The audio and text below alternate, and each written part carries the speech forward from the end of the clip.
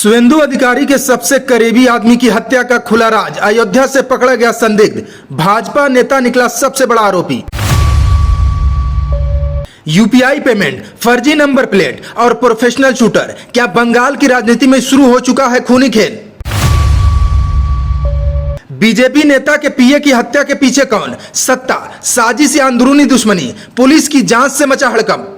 6 मई की रात पश्चिम बंगाल की राजनीति में ऐसा खूनी खेल खेला गया जिसने पूरे देश को हिला दिया। बीजेपी नेता और बंगाल विधानसभा में विपक्ष के नेता सुवेंदु अधिकारी के सबसे भरोसेमंद आदमी चंद्रनाथ रथ को गोलियों से भून दिया गया। वो आदमी जो सालों से सुवेंदु अधिकारी के साथ साय की तरह खड़ा रहा, जिसने टीएमसी से लेकर बीजेपी तक उनके हर राजनीतिक सफर में उनका साथ दिया। अचानक उसकी हत्या हो जाती है, लेकिन कहानी यहीं खत्म नहीं होती। असली तूफान तब आया जब इस केस में अयोध्या से एक ऐसा आरोपी पकड़ा गया जिसके राजनीतिक कनेक्शन देखकर जांच एजेंसियां भी दंग रह गईं। बताया जा रहा है कि गिरफ्तार आरोपी राज सिंह सिर्फ कोई मामूली अपराधी नहीं था, उसका सपना राजनीति में उतरने का था। उसके सोशल मीडिया अकाउंट में बड़े नेताओं के साथ तस्वीरें मिली, मंत्री दयाशंकर सिंह के साथ फोटो, पूर्व सांसद बृजभूषण शरण सिंह के साथ रील और खुद को अखिल भारतीय क्षत्रिय महासभा का प्रदेश महासचिव बताने वाले पोस्टर। जैसे ये तस्वीरें सामने आई, सोशल मीडिया पर सवालों की आग लग गई। लोग पूछने लगे कि आखिर एक कथित शार्प शूटर का इतने बड़े नेताओं से क्या रिश्ता था? क्या यह सिर्फ जान पहचान थी या फिर इसके पीछे कोई बड़ा राजनीतिक नेटवर्क काम कर रहा था? पुलिस की जांच में सबसे हैरान करने वाली बात यह निकली कि आरोपियों तक पहुंचने का रास्ता किसी मुखबिर ने नहीं बल्कि एक छोटे से यूपीआई पेमेंट ने खोला। हत्यारे खुद को बहुत शातिर समझ रहे थे। फर्जी नंबर प्लेट, कार का मिटाया गया चेसिस नंबर, बाइक बदलना, रूट बदलना, सब कुछ फिल्मी स्टाइल में प्लान किया गया था। लेकिन एक टोल प्लाजा पर हुई डिजिटल पेमेंट ने पूरी साजिश को बेनकाब कर दिया। सीसीटीवी फुटेज निकाली गई, मोबाइल नंबर ट्रेस हुआ और फिर पुलिस सीधे बिहार और यूपी तक पहुंच गई। यही वो मोड़ था जिसने इस हत्याकांड को सिर्फ क्राइम नहीं बल्कि हाई प्रोफाइल पॉलिटिकल मर्डर बना दिया।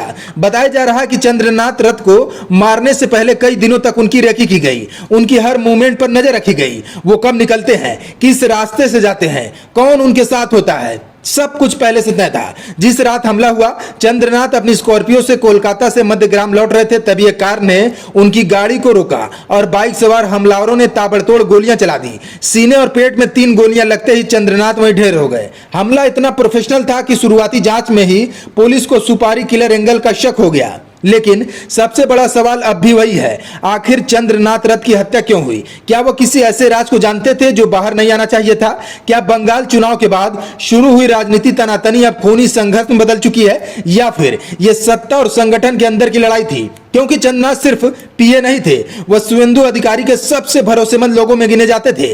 वो हर रणनीति जानते थे, हर राजनीतिक मूवमेंट का हिस्सा थे और ऐसे आदमी की हत्या अचानक नहीं होती। इस केस में एक और नाम सामने आया, कुख्यात अपराधी विशाल श्रीवास्तव का। बंगाल एसटीएफ ने बिहार में उससे पूछताछ की, हालांकि बाद में उसे छोड़ दिया गया। लेकिन इतना साफ हो गया कि जांच अब सिर्फ शूटर तक सीमित नहीं है। पुलिस यह पता लगाने की कोशिश कर रही है कि आखिर इस हत्या की फंडिंग किसने की, किसने हथियार उपलब्ध कराए, किसने रेकी करवाई और सबसे बड़ा सवाल, किसने हत्या का आदेश दिया। जांच एजेंसियों का दावा है कि इस पूरे ऑपरेशन में कम से कम 8 लोग शामिल थे। यानी ये कोई गुस्से में की गई हत्या नहीं बल्कि महीनों की प्लानिंग के बाद किया गया ऑपरेशन था। आरोपियों ने कार बदली, बाइक बदली, रास्ते बदले, लेकिन फिर भी डिजिटल दुनिया से बच नहीं पाए। अब पुलिस हर सीसीटीवी फुटेज को खंगाल रही है, हर कॉल डिटेल निकाली जा रही है और जैसे जैसे जांच आगे बढ़ रही है वैसे वैसे बंगाल की राजनीति में डर और शक दोनों बढ़ते जा रहे हैं। सोशल मीडिया पर अब अलग अलग थ्योरी चल रही है। कोई से राजनीतिक बदला बता रहा है, कोई अंदरूनी गुटबाजी और कोई सत्ता की लड़ाई। हालांकि अभी तक पुलिस ने किसी राजनीतिक पार्टी पर सीधा आरोप नहीं लगाया है, लेकिन जिस तरह आरोपी के नेताओं के साथ फोटो सामने आए हैं उससे सवाल उठना तय है। विपक्ष इसे बड़ा मुद्दा बना सकता है और आने वाले दिनों में बंगाल की राजनीति में इसका विस्फोटक असर देखने को मिल सकता है। सबसे रहस्यमयी बात यह है कि चंद्रनाथ रथ खुद हमेशा लो प्रोफाइल है। सुवेंदु अधिकारी कितने करीबी होने के बावजूद उनकी कोई पब्लिक लाइफ नहीं थी। वो कैमरे से दूर रहते थे, लेकिन शायद उन्हें बहुत कुछ पता था और अब उनकी मौत के बाद वही राज बंगाल की राजनीति को हिला रहे हैं। पुलिस की जांच जैसे जैसे आगे बढ़ेगी वैसे वैसे कई बड़े चेहरों की मुश्किलें बढ़ सकती हैं, क्योंकि ये सिर्फ एक हत्या नहीं बल्कि सत्ता, साजिश और राजनीतिक ताकत की उस अंधेरी दुनिया की कहानी बन चुकी है जहां दोस्ती और दुश्मनी के बीच सिर्फ एक गोली का फर्क होता है।